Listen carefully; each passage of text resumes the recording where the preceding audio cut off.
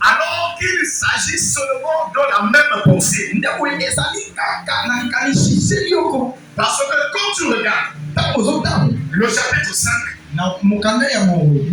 et le chapitre 6, c'est la même pensée, c'est le même narratif qui se suit. Alors, dans ce chapitre, on nous dit ceci, que Paul est en train de parler de l'état moral de l'Église. Pourquoi l'état moral? Parce que humainement parlant, nous pouvons parler que l'homme a 3 états. L'état physique, l'état moral et l'état spirituel. Alors, de ces 3 états, l'état moral, c'est l'état qui cause beaucoup de problèmes à l'homme.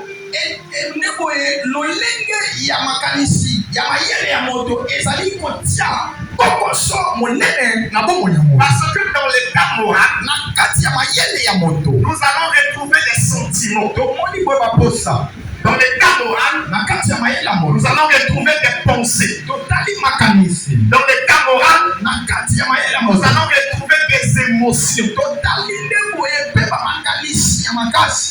Alléluia. Amen. Alléluia. Amen. Et je dis ces choses parce que quand nous allons lire, pour que quand on ne revienne plus.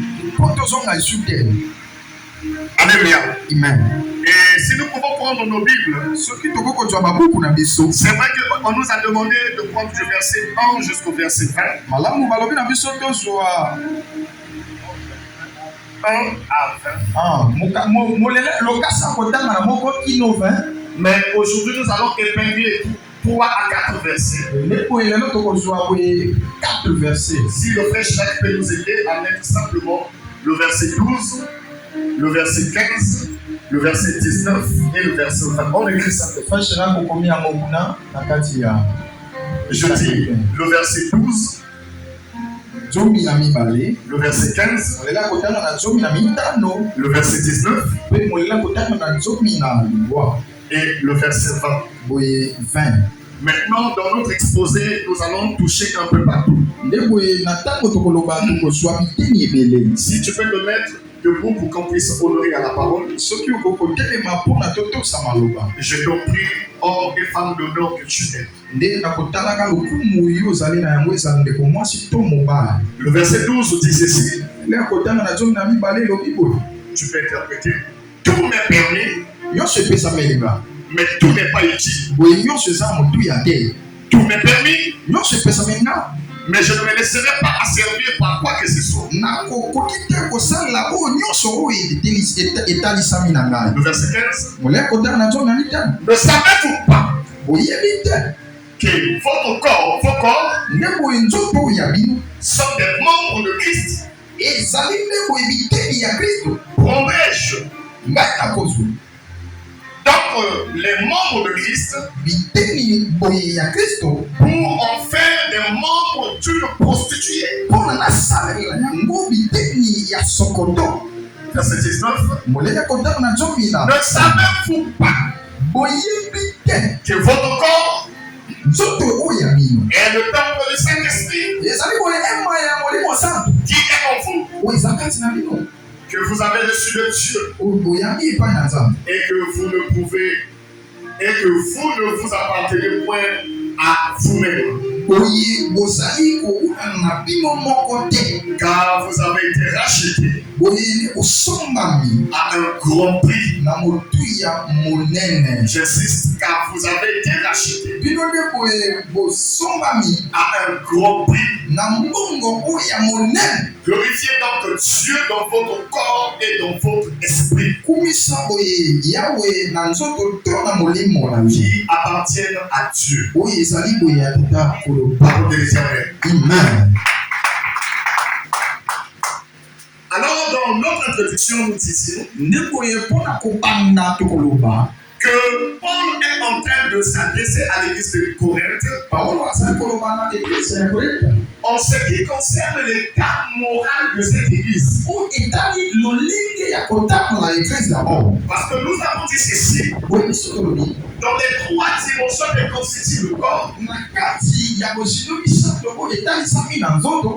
la place de morale constitue une grande place parce que ça cause beaucoup de problèmes. Et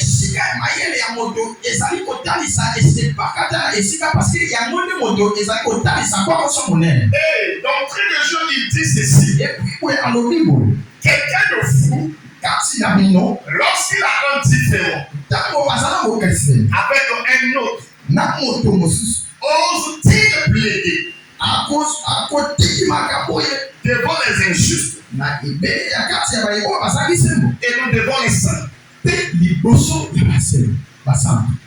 La suite de la pensée de ce chapitre, mais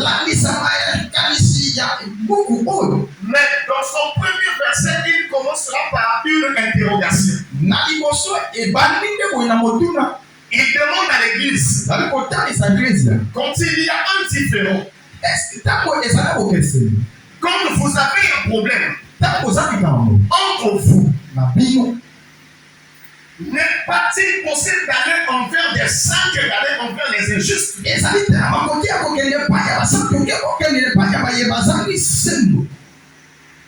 Parce que là où se rassemblent les gens, je ne laisse pas te dire que les problèmes ne manquent pas. Alléluia. Amen. Ici, Paul n'est pas en train de s'adresser aux païens.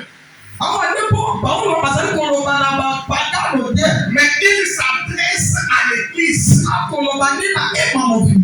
Donc on peut dire qu'il s'adresse aux chrétiens. Quand même,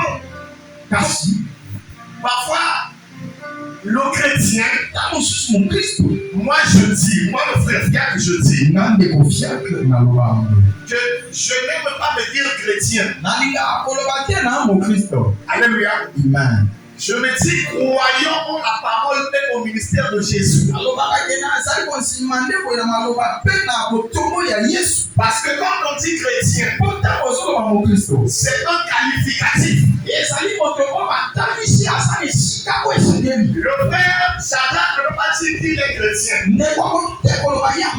Parce que les tout premiers chrétiens, ce ne sont pas des apôtres qui se sont dit qu'ils sont chrétiens. C'est pendant les actions que les apôtres étaient en train de mener. Une fois arrivés dans une ville qu'on appelle Antioche, ces hommes se sont dit, ce sont des chrétiens. Ce qui signifie Christos ou petit Christ. C'est que ces personnes-là, une fois touchées par le Saint-Esprit, impactées par le message de Jésus, ils ont commencé à vivre comme Christ. Donc, toi qui te dis chrétien, parfois je doute. Puisqu'il faut que tes œuvres, tes actions démontrent que tu es chrétien.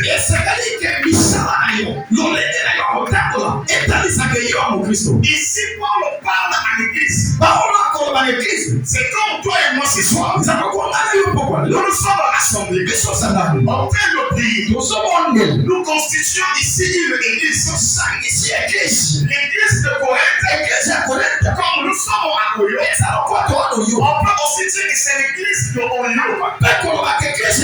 Parce que l'église, par définition, c'est un rassemblement des saints. Au-delà d'être des bâtiments, au-delà d'avoir des murs, au-delà d'avoir des toits, l'église, quand nous nous rassemblons, nous formons déjà l'église.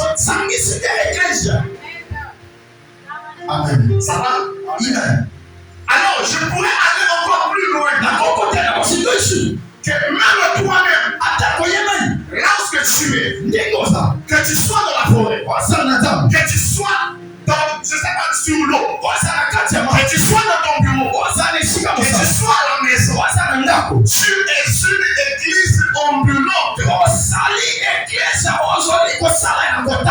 que la Bible nous dit qu'il n'a pas choisi des maisons faites de mains d'hommes. Mais il a choisi ton corps comme une église de domicile. Et ton corps est devenu son temple. Voilà pourquoi, comme Paul est en train de parler à l'église, il parle de la vie comme le yo-yo. Quand Paul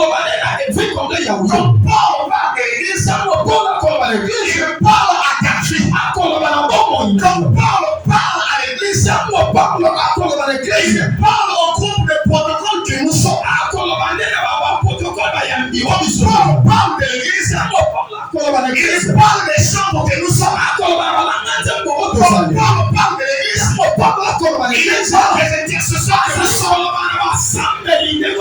Il dit ceci. Quand vous avez des différends, quand vous avez des problèmes, pourquoi allez-vous voir des injustes? Au lieu de vous rapprocher des saints, c'est le problème de l'église actuelle. Avec le frère Shadrach, nous avons un problème. Nous ne nous entendons pas souvent point de vue. Je prends le problème qui a émané à l'église. Je ramène chez moi à la maison. Les gens auprès desquels je veux parler, ce ne sont même pas des chrétiens de la vie complète. Les gens auprès desquels je veux parler, ce ne sont même pas des chrétiens tout court.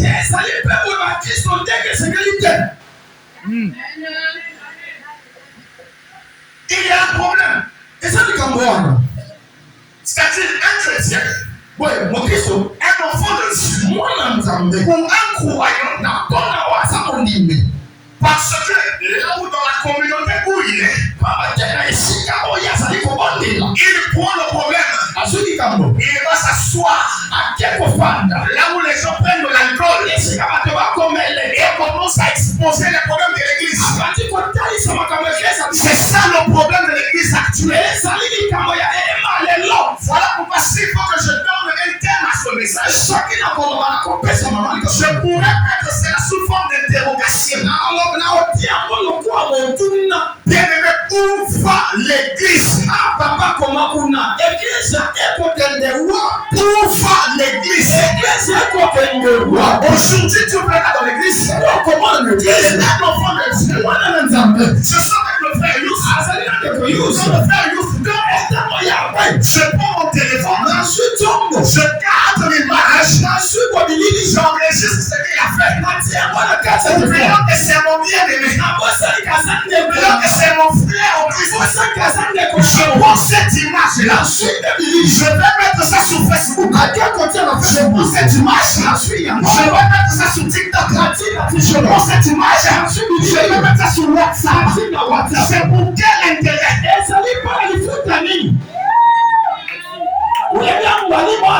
C'est pour quel intérêt? Laisse-moi te dire, les personnes auprès desquelles tu parles, quand tu tournes les dos, on te dit celui-là aussi est frère ou celle-là aussi c'est sœur.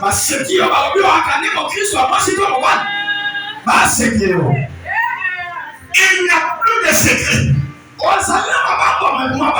Ça m'a fait mal et ça m'a passe. Quand je me suis mis à méditer,